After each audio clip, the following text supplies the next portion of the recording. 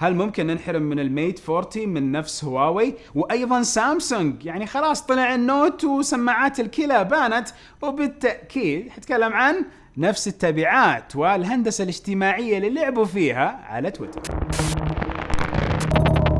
السلام عليكم ورحمة الله وبركاته، أخوكم فيصل السيف وحلقة جديدة من أخبار أول بأول في التقنية والعلوم. أبدأها بأول خبر، وأكيد تسرب النوت بالكامل وكالعادة. الحين المؤتمر حق سامسونج 5 أغسطس، فالمفروض يعني لسه باقي له حوالي 15 يوم، ويعني لسه باقي فرصة جيدة للتسريبات. يظل الفيديو اللي طلع بين لنا الجهاز من أكثر من زاوية، أيضا بين لنا المبدأ في الكاميرا الأمامية اللي هي البنش هول، دائرة موجودة في نفس الشاشة، شاشة جميلة كبيرة رايقة، وأيضا هالكاميرا اللي موجودة كدائرة. الحين أقدر أتذكر نفس سلسلة الS20 وأقول إنه النوت حيكون بثلاث أحجام. هذه لو أخذتها يعني بوحي من نفس الS20 واللي صار عليه. حيكون عندكم النوت 20، نوت 20 بلس، وأكيد نوت 20 ألترا. الألترا واللي بيجي بيه الكاميرا القوية الكبيرة العتاد اللي مرة يعطي شيء جدا مجنون، واللي المفروض سامسونج صلحت فيه بعض الأخطاء اللي كانت موجودة في كاميرا الS20 ألترا. البلس حيكون بشاشة أكبر، ولكن حيدعم شريحتين، وحيكون في مزايا إضافية بتيجي بهذه النسخة. أقل نسخة، أخف نسخة، هي النسخة اللي تسربت، وهذا هو التوقع. يظل الموضوع أن المؤتمر جدا قريب، واللون البرونزي اللي طلعت فيه سامسونج أول كان مرة رايق، وبالفعل جهاز النوت حتى لو صار فيه بعض التطورات من ناحية الشكل ومكان القلم ومكان السماعة، يظل واحد من أنجح سلسلات الجوالات بنظام الأندرويد في العالم، فمتشوق له بشكل جدا كبير. تسرب شكل السماعة الجديدة اللي تطلع فيها سامسونج، وهي تشبه الكلى، نفس التسريب اللي كان موجود أول، وأكد لكم عن نفسي أرى أنه نعم هذه هي السماعة. الشيء الغريب اللي حيكون فيها مبدأ الاستخدام وكيف تتركب في الأذن. يمكن تكون مريحة، وبصراحة غريب الاستحساس حق نفس السماعة، ولكن يظل التقنيات اللي بتحطها سامسونج والسعر حيكون جدا منافس لنفس السوق حسب التوقعات. أرى شخصيا أنه قدرة النويز كانسليشن وإضافة بعض التقنيات على هالسماعة يمكن تخليها خيار جدا رايق منافس للإيربودز، ولكن نفس الرقبة الخاصة حقة الميكروفون اللي تستخدم في الإيربودز بوضع بعض الحساسات، هذا الشيء اللي يعطيها ميزة في الشكل، سواء ميزة المستقيم الكامل في نفس الايربودز، او اللي بعفطه شوي مع دائره او خط اسود في الايربودز برو. هذا الامر مع نفس ابل سوى ترند وصرعه جدا كبيره من ناحيه الشكل، خلى كثير من الشركات تنهج نفس النهج بالستايل والتصميم حق سماعات الاذن. شفناها من شركات صينيه وشركات من حول العالم، حتى الكوريه سووها. فالفكره سامسونج لما تطرح نوع وشكل جديد من السماعات ما يكون خليفه لنفس البودز بلس، بل انه يكون فئة جديدة تنزل على السوق. هنا نعرف انه نعم في سماعات جديدة منافسة رايقة وحلوة، ولكن اذا ما جت بخصائص اضافية انتشارها يمكن ما يطلع بشكل كامل. وللتوضيح ايضا متوقع السعر $145، يعني حوالي 500 وشوي مع الضرائب، فسعر رايق لها السماعة، بالذات اللون البرونزي. وحيكون في لون برونزي أظن. انتقل للخاصية اللي بتجي لأجهزة الأندرويد ابتداء من الأندرويد 6، وهالخاصية يمكن تجي بتحديث عادي عن طريق الواي فاي يمديكم تسووه. مو بالضرورة هالتحديث يكون موجود عن طريق سلك أو عن طريق برامج أو عن طريق مواقع، يعني عارفين اوفر ذير اسمه لي، وعن طريق الواي فاي. الفكرة انه التحديث هذا اللي يجي مع الأندرويد حيجيب خاصية الأندرويد شير، اللي هي مشاركة الملفات، خاصية تشبه نفس الاير دروب. لتبسيط الاير دروب ومبدأه، إذا عندكم لابتوب أو آيباد أو حتى جوال من شركة أبل وكلهم موجودين في مكان قريب من بعض، يمديكم تشاركوا الملفات فقط من اختيار الاير دروب، وبالتالي الملفات بيتم نقلها بسرعة جدا عالية بالاعتماد على تقنيات الاتصال زي البلوتوث والواي فاي وغيرها من الأشياء. فيها بعض المشاكل، ولكن بالفعل تفك أزمات ومرة ممتازة، بالذات بإرسال الملفات الكبيرة.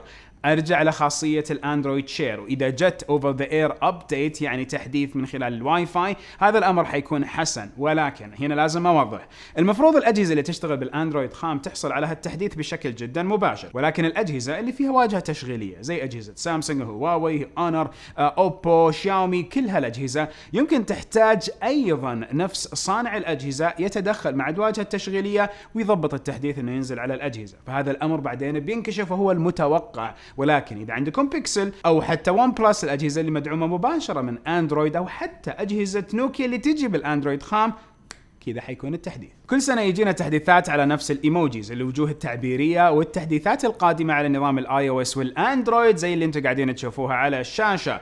نعم فيها بعض التحديثات نقدر نقول الاجتماعية، بعض الاشكال اللي لها ارتباط في الاكل وفي الحيوانات والثقافات، وايضا بعض الارتباطات اللي الله يستر علينا وعليكم منها. فش الوضع ذا ما ادري، كل سنة يجيبوا لنا شيء غريبة مع الايموجيز. متوقع تصدر نهاية العام. ايضا حيكون التحديث موجود من خلال تطبيقات، واللي عنده نظام الاي او اس على طول بتجي، ونظام الاندرويد بتتحدث بشكل جدا بسيط. ولازم اذكر ايضا انه في زي التطبيقات والاشياء اللي تحملوها على جوالاتكم تمكن نفس التعابير وتعابير اكثر بكثير. تويتر بشكل رسمي وتدريجي على البلوج حقهم، المدونة حقتهم، قاعدين يكشفوا الاسرار اللي صارت وطريقة الاحتيال اللي صارت في اخر تهكير. التهكير اللي عرض كثير من الحسابات الرسمية، يصل عددها الى 45 حساب، وهذا رقم يعتبر كبير بمتابعين هذه ال 45 حساب، حوالي يعني واحد منهم 38 مليون، رقم مو بسيط ابدا. المهم هالحسابات كان في بعض السوشيال انجينيرنج، الهندسة الاجتماعية.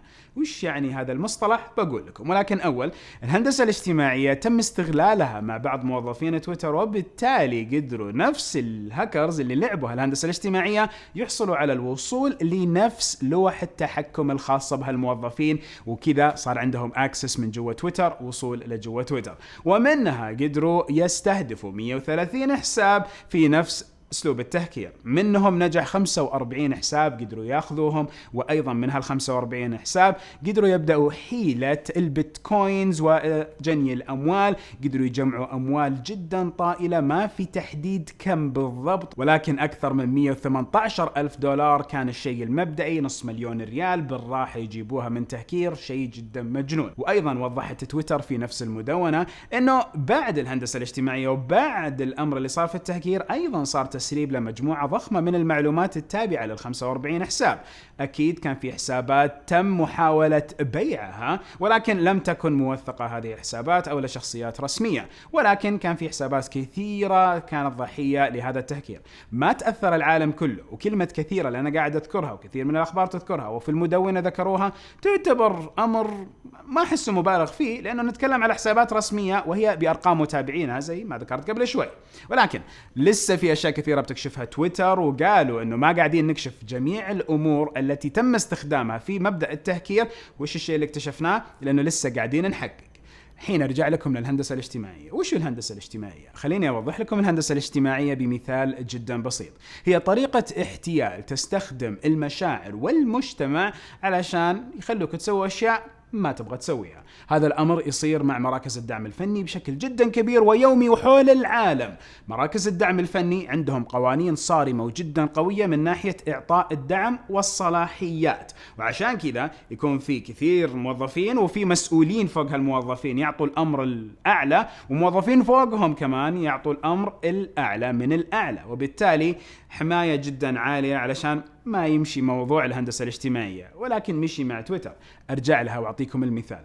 تخيلوا أنه أنتم شغالين في قسم دعم فني، فأنتم اسمكم على سبيل المثال داعم. انت يا داعم جاك اتصال من وحدة دوب وزوجها متوفي بحادث سيارة، وبالفعل حالتها حالة قاعدة تقول خط زوجي ماني بقادرة استخدمه، ماني بقادرة استخدم خط زوجي، والمفروض ان الرسالة جت له الحين، ابغى اتصل، ابغى افك الجوال، وقاعدة تطلع لكم قصة. سامعين صوت الاسعاف وسامعين الناس والزحمة وكل حاجة، وبالفعل الوضع صعب عندها.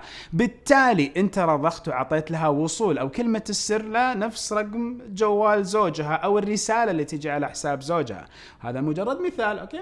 فبالتالي هي قدرت الحمد لله تفك ازمتها وتضبط امورها وتبلغ نفس السلطات وانقذوا الرجال. وين تجي الهندسة الاجتماعية؟ لا في حادث، لا في مشاكل، ولا في أصلا زوج، ولا في أصلا أي زحمة. كل الأمر مسرحية تم عرضها وعملها من نفس هذه اللي اتصلت، وأيضا كل الأصوات وكل شيء هيئتها في نفس الجو حق المكالمة. من خلال السماعة قدرت تحط ضغط عليك يا داعم، قدرت تعيشك الجو، قدرت تحط مشاعر وتلعب بمشاعرك بشكل جدا كبير، وبالتالي انت اخذت المبدأ الانساني ودعمتها وكسرت قانون المفروض ما تكسره. هذه الهندسة الاجتماعية، وهذه احد الامثلة البسيطة عليها، وهذا الامر يصير كل يوم في عالم التقنية مع مراكز الدعم حول العالم. بل ايضا تعتبر احد انواع الهندسات الاجتماعية لما يجيكم رسالة يقول انتم فزتوا بمليون ريال او دولار، وبالتالي عليكم انكم تاخذوا جائزتكم، هذا حقكم. فيبدأ اللعب بالعواطف والهندسة الاجتماعية بأنواعها الكثيرة. فانتبهوا الله يرضى عليكم. على فكرة للتوضيح، داعم الله يستر عليه تم رفضه لأنه الموظفين معلق أمورهم في تويتر، فما ندري ايش حيصير فيهم، ولكن واضح عليهم أنه مجموعة موظفين والناس كلهم تأشر عليهم تقولوا جبتوا لنا مصيبة، حسبي الله ونعم الوكيل. جوال متشوقين له بشكل جدا كبير هو الميت 40، وأيضا متشوقين للبي 50 من هواوي. هواوي يمكن تتخذ نهج مختلف مع جهاز البي 50 اللي هو تبني معالجات من كوالكوم. بس لحظة، كيف حيقدروا يجيبوا معالجات من كوالكوم وهي شركة أمريكية؟ هذه الشركة الأمريكية ممنوع العمل ما بينها وما بين هواوي. لا، في استثناءات وفي أشياء يمكن تصير لتمكين الوصول لل 5G والمعالجات والأشياء اللي توضع في أجهزة هواوي من قبل شركات أمريكية. هذا أحد السيناريوهات اللي يمكن تصير، وإن صارت يمكن يكون في بصيص أمل جدا جميل لشركة هواوي مع رجعة البي 50 إذا حمل معالج كوالكوم. ولكن يظل الميت 40 وش وضعه؟ تخيلوا يمكن الميت 40 يكون حصرا للصين بسبة المشاكل الكثيرة اللي صارت في السلسلة. التفاؤل ما زال موجود، وما زلت متحمس انه ينحل الموضوع اللي ما بين هواوي وما بين نفس الولايات المتحدة الامريكية وترجع الخدمات. ما حد ينكر المنافسة كانت جدا قوية، وهواوي كانت طالعة عشان تتربع على عرش الجوالات الذكية من ناحية المبيعات والكفاءة والتقنيات المضافة. الفكرة الميت 40 يمكن يكون فقط للصين عشان هواوي تخفف من وتيرة الخسائر والمشاكل في انتشار الأجهزة. ولو لاحظنا أنه بالفعل عدم وجود دعم كامل لخدمات جوجل لمجتمعات ودول اعتمدت على خدمات جوجل بشكل جدا كبير من يوتيوب وغيرها من الأشياء، جيميل وما جيميل، خلت صعوبة جدا عالية في إقناع المستخدم ببيع الأجهزة بدون هذه الخدمات. فهنا هواوي يمكن تحفظ مع وجهها مع الميت 40 رغم اني متشوق لهالجهاز فوق ما تتصور، ونفسي اشوف الشيء اللي موجود فيه، ويمكن بس يكون لا الصين. اتمنى هذا الامر ما يصير، ولكن هذه احد السيناريوهات المطروحة، فالله يستر يا رب العالمين. اروح لبعض اخبار التقنية والعلوم. اول شيء خاصية التعرف على الوجه، ومخاوف فيدرالية في الولايات المتحدة الامريكية من انه القناع اللي قاعدين نلبسه بشكل كامل وين ما رحنا وين ما جينا والتباعد الاجتماعي يمكن تسبب مشاكل في التعرف على الوجه. جدكم يعني واحد مسكر وجهه يمكن لا ما يصير مشاكل التعرف على الوجه. طبعا خاصية التعرف على الوجه فيدراليا تستخدم في التعرف على بعض المجرمين وبعض كاسرين القانون. الفكرة انه كثرة لبس الماسكات يمكن تخلي هالتقنية ما هي فاعلة بشكل كامل، فبالتالي التدخل البشري يرجع يستمر وايضا يزيد وتيرته، رغم كان الاعتماد على تقنية التعرف على الوجه كان عالي في السنوات الأخيرة. فيدراليا قاعدين يحاولوا يطوروا تقنيات تساعد في التعرف على الوجه حتى لو كان الشخص لابس ماسك، وأكبر نسبة الخطأ يمكن تكون من الماتشنج، انهم يطبقوا نفس الشخص اللي بماسك مع شخص بدون ماسك موجود. يظل على الأقل انهم يحاولوا يحلوا المعضلة اللي يواجهوها. ونقدر نقول محليا عادي حتى لو لابس ماسك ادخل شيل لا ماسك، خذ الصورة، ضبط امورك، وثق، وانتهينا. ولا مشكلة. بعد ما خلصت فترة الحجر المنزلي وطلعنا بقصات شعر جدا غريبة، بعض المهندسين في أحد الجامعات قدروا يطوروا روبوت قادر على إعطاء قصات شعر محددة أو مبرمجة مسبقا. يتم مسح الراس بشكل كامل من خلال الروبوت، وبعدين يتمم عملية قص الشعر. متأخرة يا جماعة، وأتمنى ما نحتاج هالشيء في نقدر نقول جائحات ثانية. الله رب العالمين يهلنا الأمر اللي احنا موجودين فيه على خير.